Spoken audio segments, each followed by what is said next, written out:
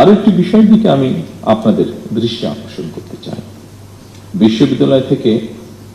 বিশ্ববিদ্যালয়গুলো থেকে প্রতি বছর লক্ষ লক্ষ শিক্ষার্থী বের হয়।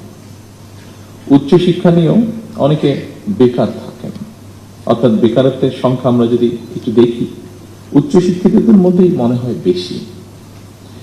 এর কারণ সম্পর্কে নানা মতামত রয়েছে, তবে মনে হয় একটি ব্যাপারে কম বেশি সকলেই একমত। একাডেমিক শিক্ষা অর্জনের পাশাপাশি দক্ষতা অর্জন করতে না পারায় মনে হয় শিক্ষিতদের মধ্যে বেকারের হার বেশি হওয়ার কারণ খুব সম্ভবত।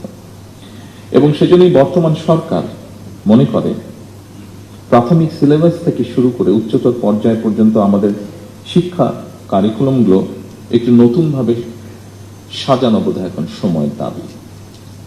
নৈতিক মূল্যবোধ সম্পন্ন কর্মসূচি শিক্ষা ছাড়া বেকারত্ব নিরসন মনে হয় খুব সম্ভব হবে না।